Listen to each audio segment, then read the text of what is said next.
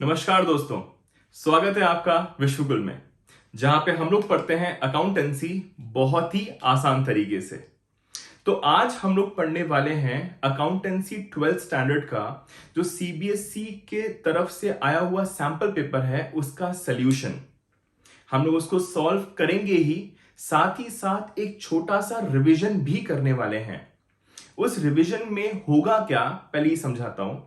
जैसे कि पहला क्वेश्चन हम लोगों ने लिया, तो वो जिस भी टॉपिक का होगा पहले उसका थोड़ा सा ब्रीफ पढ़ लेंगे, उसके बाद हम लोग क्वेश्चन को सॉल्व करेंगे।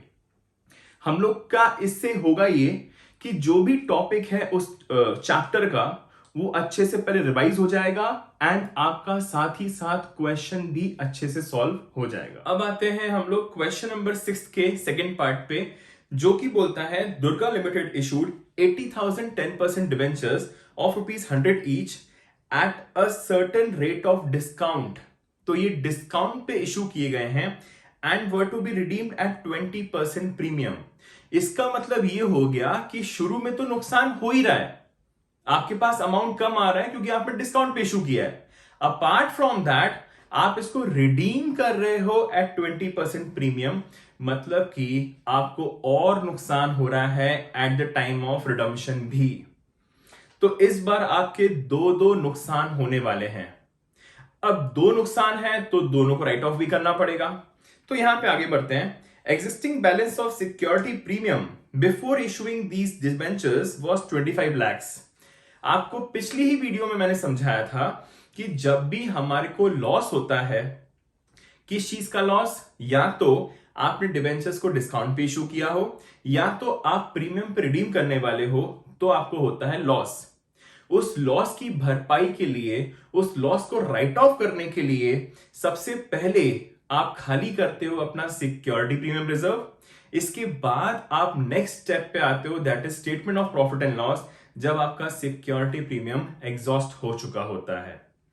तो यहां पे क्वेश्चन ये पूछ रहा है कि किस रेट के डिस्काउंट पर इशू किए गए थे डिबेंचर्स, जब आपके पास 5 लाख रुपए का सिक्योरिटी प्रीमियम रिजर्व अभी भी बचा हुआ है।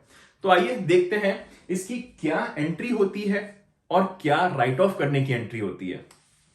तो जब भी आप डिबेंचर्स इशू करोगे, इस वाले केस में एंट्री होगी bank account debit to debentures application and allotment account. क्योंकि यहां पे जो क्वेश्चन है ये है आपका लमसम वाला, तो यहां पे एप्लीकेशन अलॉटमेंट साथ में ही लिखना होता है। अगर आप नहीं भी लिखते हो अलॉटमेंट तो भी वर्क करेगा, but for the safer side आप लोग लिख लीजिएगा application and allotment. Next entry जो रहने वाली है that is debentures application and allotment account debit to. अच्छा, यहां पे आपके पास दो नुकसान हो रहे हैं। एक तो डिस्काउंट पे इशू हो रहा है और आपको फ्यूचर में भी नुकसान हो रहा है, जिसके लिए प्रूडेंस कॉन्सेप्ट के हिसाब से फ्यूचर में होने वाले लॉसेस को आपको पहले ही रिकॉर्ड करना होता है। तो फ्यूचर में लॉस क्यों हो रहा है हमको, क्योंकि हम लोग प्रीमियम पे रिडीम कर रहे हैं।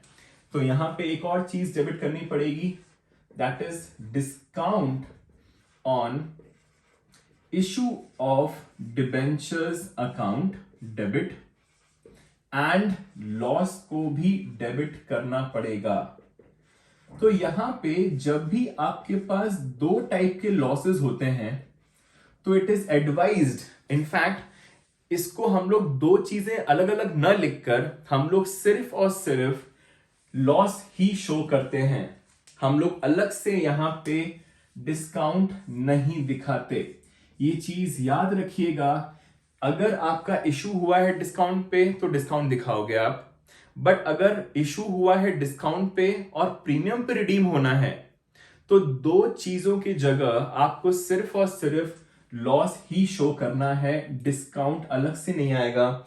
दोनों के ही अमाउंट आपके लॉस में आ जाएंगे, ठीक है। इसके बाद यहां पे आ जाएगा आपका आई सपोज 8-10% डिवेंचर्स, ये है आपके 10% डिवेंचर्स, ठीक है।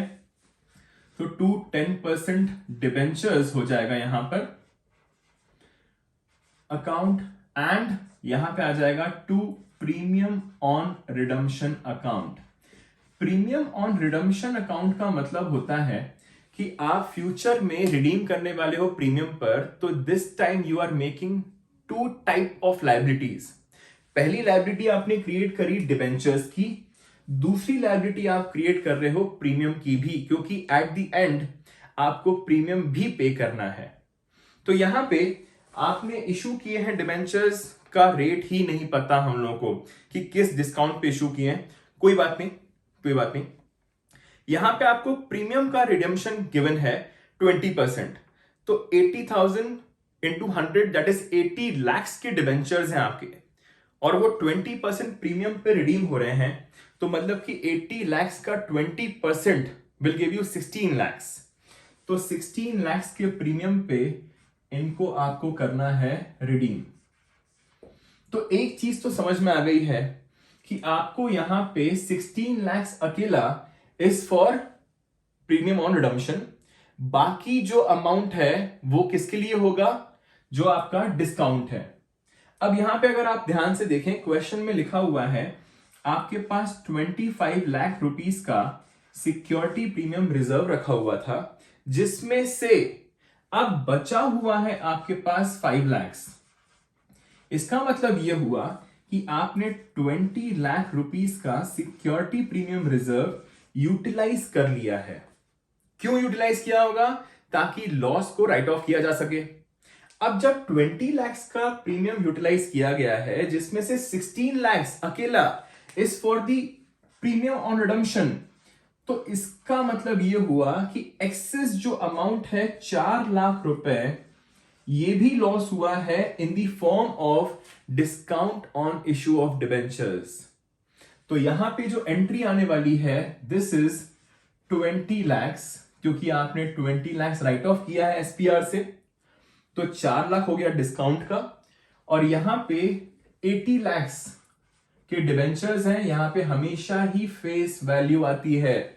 ये चीज याद रखिएगा, जब भी आपके पास क्वेश्चन आए तो आप एक चीज याद रखना है आपको कि डिबेंचर्स में हमेशा ही फेस वैल्यू आएगी, that is multiplied by 100 number of debentures. और यहां पे अमाउंट जो आपके पास आने वाला है दैट इज 76 lakhs। क्यों 76 lakhs, क्योंकि 80 lakhs के डिबेंचर्स हैं, जिसमें से 4 लाख का डिस्काउंट जस्ट अभी हम लोगों ने कैलकुलेट किया, तो अमाउंट जो आपके पास बैंक में आया होगा that would have been 76 lakhs। यही अमाउंट दोनों ही जगह आ जाएगा। अब आपको नुकसान हुआ है 4 lakhs का, तो चेक कर लेते हैं ये कितना परसेंटेज है। तो 4 lakhs अपॉन 80 lakhs के आपके डिबेंचर्स, तो इससे आपका परसेंटेज निकल के आ जाएगा, तो दिस विल गिव यू 5%। हम लोगों ने पिछले क्वेश्चन में भी परसेंटेज वाला ही था, जो इसका और पार्ट था उसमें भी चेकआउट किया था सेम तरीके से ही। हम लोगों ने ऊपर लिखा था अमाउंट और नीचे was the face value of the all shares, तो ये हो गया आपका 5%। तो यहां पे इस वाले क्वेश्चन का जो सही आंसर है that is the B part, 5%। तो ये खत्म हुआ आपका क्वेश्चन नंबर 6 पार्ट का सेकंड पार्ट भी एज वेल। अब आते हैं क्वेश्चन नंबर 7 की ओर इन दी नेक्स्ट वीडियो।